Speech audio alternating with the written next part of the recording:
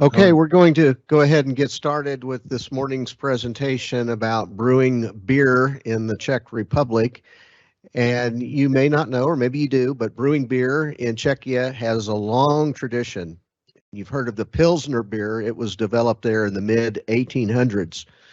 The country that drinks the most beer in the world per capita is the Czech Republic. It has topped that list for 29 years straight since 1993. The Czechs drink on average 182 liters of beer per year per person. 182 liters of beer per person. That's almost twice as the second leading country, which is Austria, which drinks 97 liters per year. Okay. So Tomáš will start. Sorry for the technical problems. So I understand that the students receive my introduction. So I'm Tomáš Hraba, head of export department in Bernard Brewery. I only want to introduce you Jarda because he will participate on this presentation. Hello. And we are a little bit delayed because of that. After a brief Jarda speech, we will start immediately with the presentation. Yeah, okay. So once again, it's nice to meet you guys. My name is Jarda, and I am the newest member of our export team. I was born and raised in Humpolec, in the city where our brewery is situated. And my career in Bernard started about 10 years ago. Right after school, it was my first working position when I started on marketing department. Then for about 7 years, I was on sales department, and now for 3 years, I work on export. I appreciate on Bernard that that's a small company with only about 240 employees. We have quite a good relationships with each other. And that's why I am still in this company, because it can be maybe unusual from your point of view, but from my, it's very good that I can still be the part of this team. I will switch to the presentation. So we wanted to start with some short introduction. That's what we have done. We would like to share some information of the Czech beer market in general. Then we will go for a Bernard Brewery history. We will tell you something about our ingredients and about beers which we offer. Then we will have some slides about advertisement, because we think that's also very interesting from our point of view. And we will finish with some export numbers. And then if we have time, some Q&As from your side. So I will let Tomáš speak again with something about Czech beer market. Yeah, so I'm sure that you know a little bit about Czech beer industry. So as was mentioned in the beginning, we have in Czech Republic the highest consumption per capita of beer. It was 129 liters in 2019. I can say that our brewer has a goal that our beer will be not drink by only few people, but we prefer that a lot of people will drink only a few bottles of our beer. So we want to be a premium beer. So we are not so much looking for volume, but really for the quality. I have to mention that Pilsner was born as a style in Czech Republic in 19th century on 1842 in the city of Pilsen. And by the city, it's called Pilsner. It's very similar with another breweries. For example, you have American brand Budweiser, which is originally from Czech Republic, from the city, which is in German language called Budweis, and the adjectivum it's Budweiser. So it's the same Pilsner, Pilsner. And you have a lot of examples from Germany, for example, Erding city, Erdinger, Warstein, Warsteiner. It's also very important to say that we are using protected geographical indication for Czech beer. This protection secure that the real Czech beers are produced only in Czech Republic. The producers has to follow traditional way of brewing beer, and also they have to use exact ingredients and respect the Reinheitsgebot with its purity law for brewing. So we can use only hops, water, yeast, and malt in production of our beer. This is a very important protection, because after some of the most famous Czech brewers were bought by multinationals, they started with production under license on many countries, which of course it's not the same quality of the product. And for these production under license, they are not allowed to use PGI Czech beer. I can say that we had, to some extent, I can say advantage that before the political change in 1989, in Czech Republic, there was only traditional production of beer. And because there was not enough investment during the communist times, but the quality of the beer was better than from the beers produced by multinational in massive production. I can say because of that, there was chance to decide whether the Czech Republic will, or the Czech beer industry will make the same mistakes as big multinational companies from Western Europe and United States, or if we will continue the traditional way of producing beer. To some extent, I can say there is a mixture at the moment, but there was a great achievement by the owner of Bernard Brewery, because he founded in 1993 Union of Small Independent Breweries, and the goal of this union was to reduce or differentiate beer tax for smaller brewers. They used example from the Germany. And I can say, because they succeeded in 94, it was decisive for the Czech beer industry, because from the political change in 89 to 95, there was bankruptcy of 35 industrial brewers. And because of that, in 95, there was only 45 industrial breweries.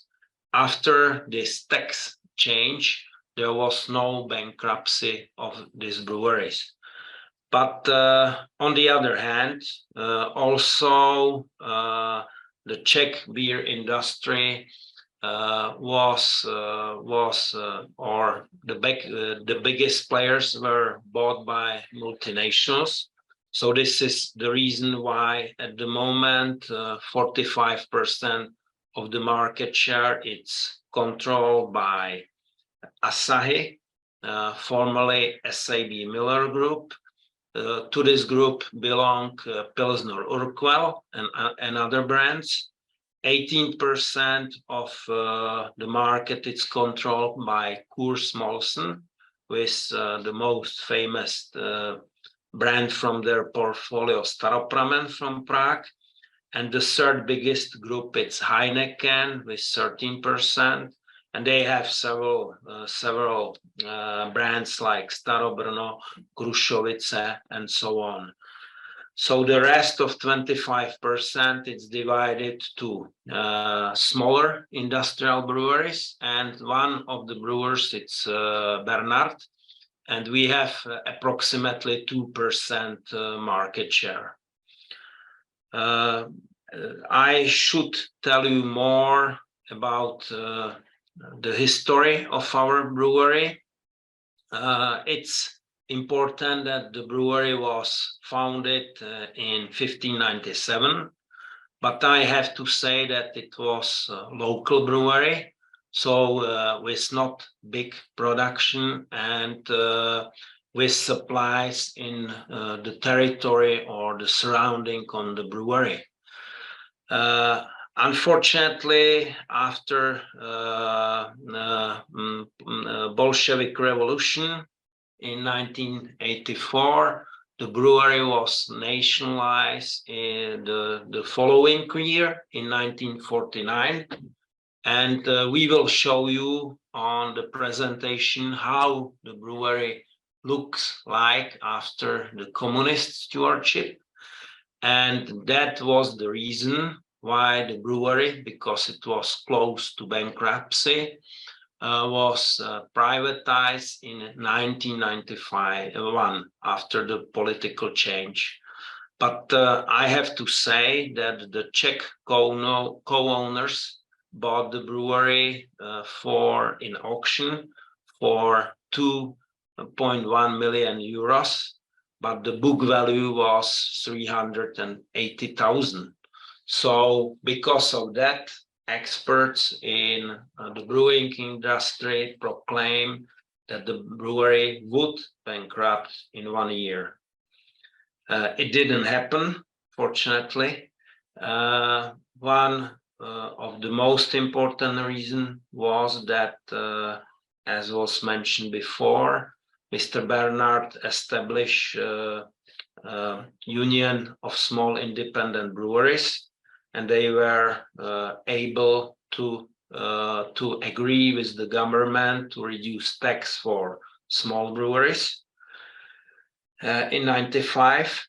And also it was very important that from the beginning, the owners was concentrated on the quality production. So they were not competing with big brewers on prices, which is mad to compete in prices, but in the quality of the beer. So because of this goal, we were trying to control all production of the main ingredients. And this is why we bought in 2000 malt house in city Rajhrad, which is close to Brno. And next important date from the history of the brewery, it's 2001, when 50% share of our brewery was bought by family-owned brewery, Belgium, Duvel Moortgat. It was a very important decision by the Czech owners, because it was the time when multinationals came to the Czech market, and they started with aggressive support on Horeca. And also it was very important that our brewery, after this deal, was able to continue not only invest to Horeca market, but as well to our production. In 2001, our turnover was 3.6 million euros. We have 240 employees, including our malt house and sales team.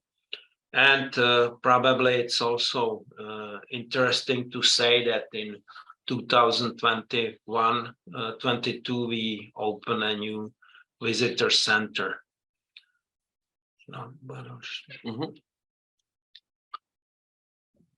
I will continue with introduction of these two guys. These guys are our two Czech owners.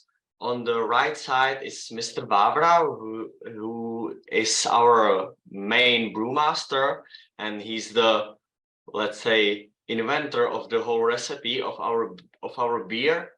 And the second one is Mr. Bernard. It's why we are called Bernard, of course.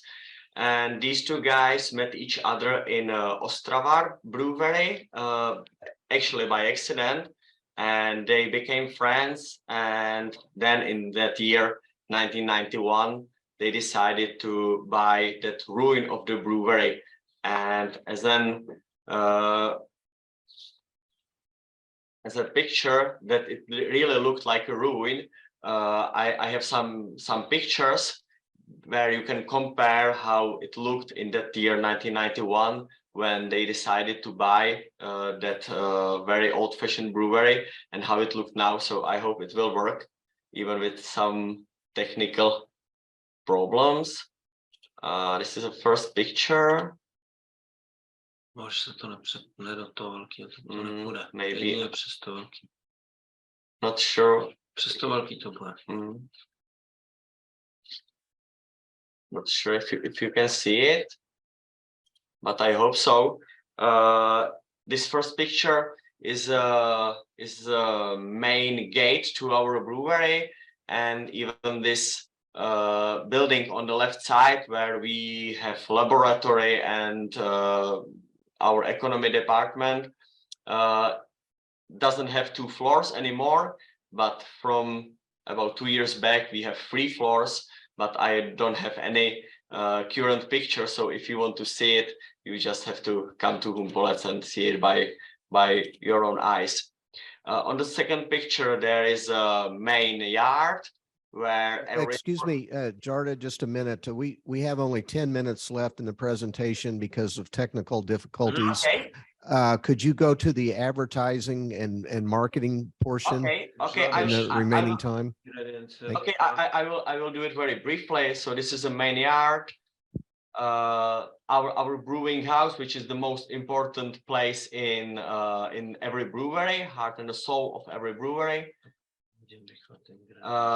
This is something what we wanted to achieve to become a very known and let's say iconic brand, such as Zippo or Harley Davidson. Very briefly for ingredients. Before marketing, I only briefly mention why our beer is tasting better than massively produced. First of all, we are not shortcutting production cycle. We use the best ingredients.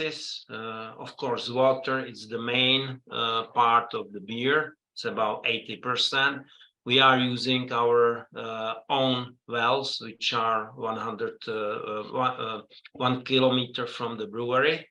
So no water from the tap.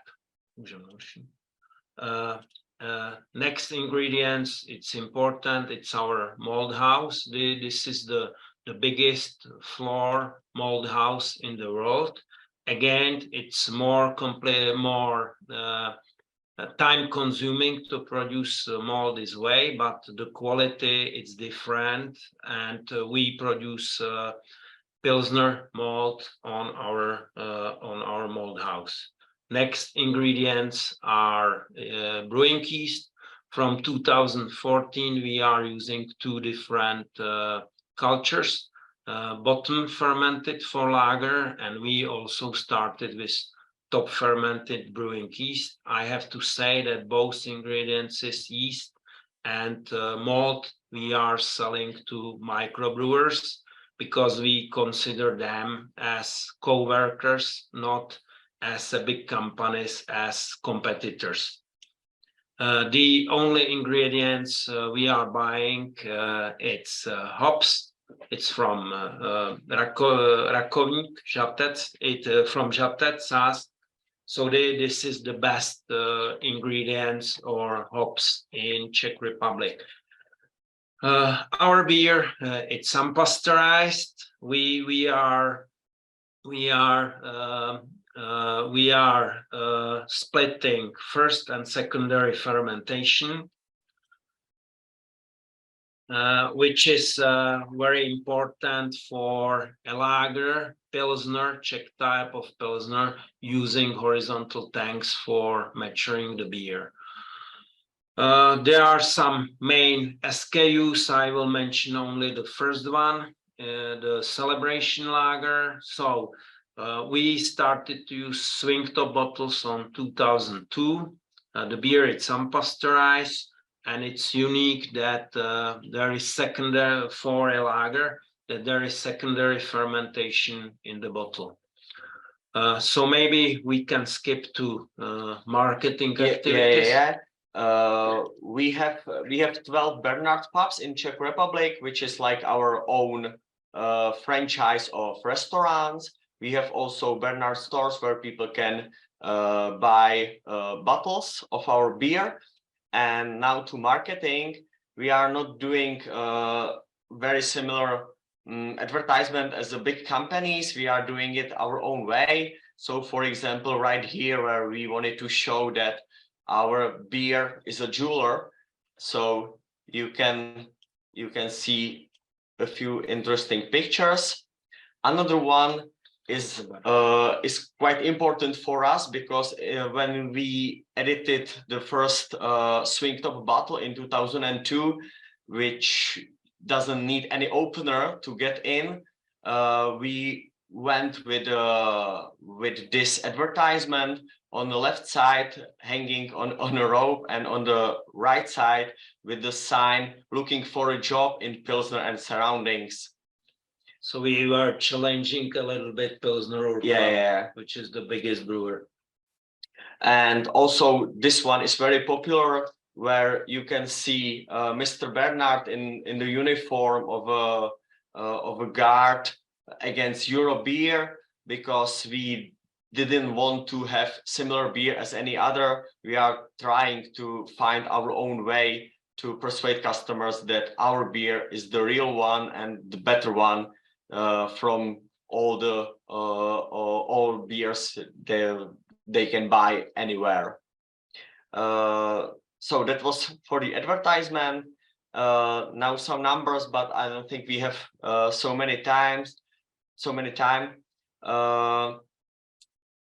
I will just briefly compare that in 2019, the last year before COVID, we were higher with numbers than we are right now. So we are fighting for the numbers before COVID time, and some of our best countries on export.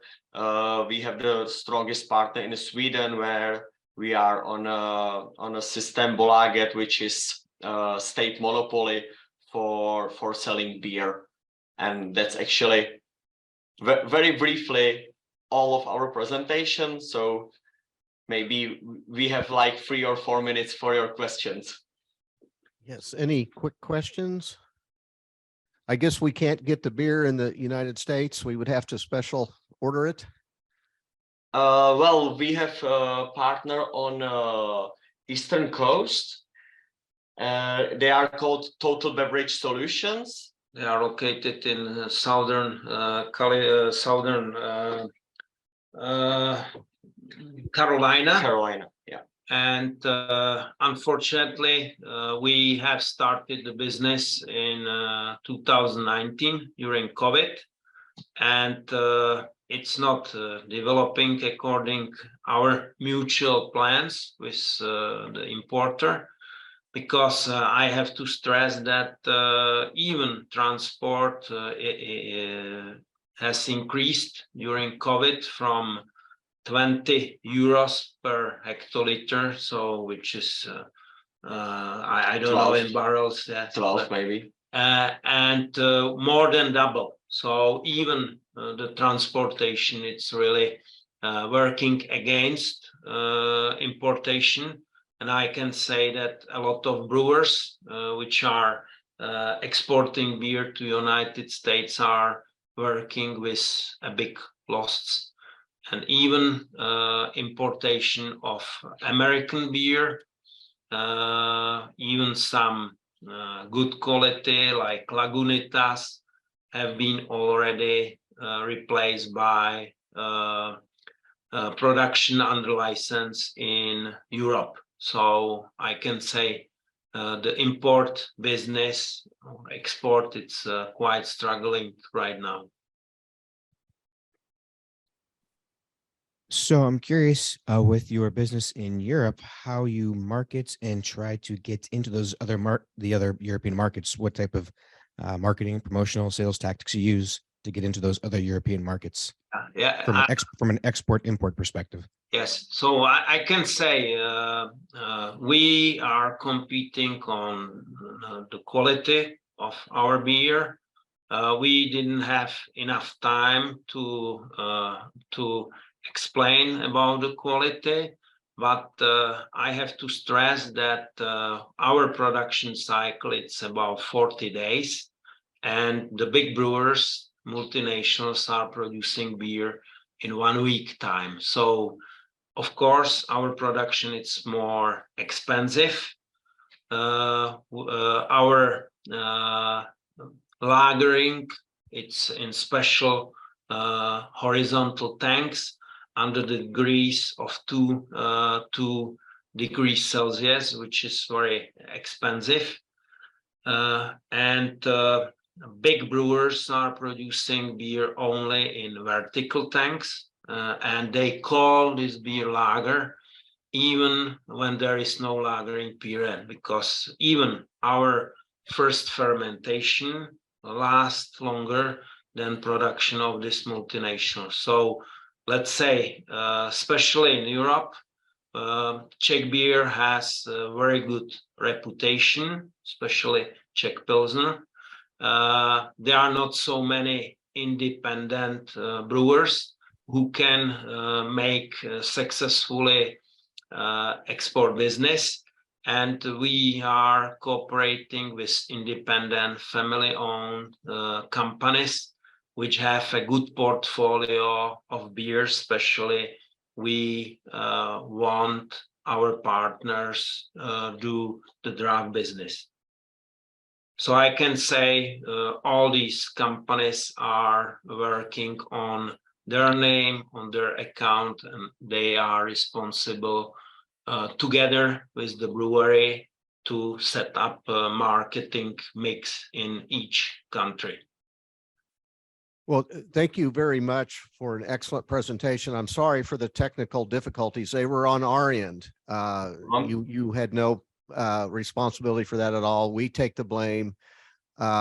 So thank you for switching over to Zoom so quickly. You have given us your Facebook page. We'll all go on there and like it, so you'll get some more traffic from the US. But again, thank you very much. We wish we could arrange for a tasting of your beer now, but we couldn't figure out a way to make that happen. So a few people in the audience will be visiting Czechia in December. Hopefully they'll be able to sample some of your Pilsner beer then. Thank you again. Okay, Thank you. Thank you too. Have a nice day.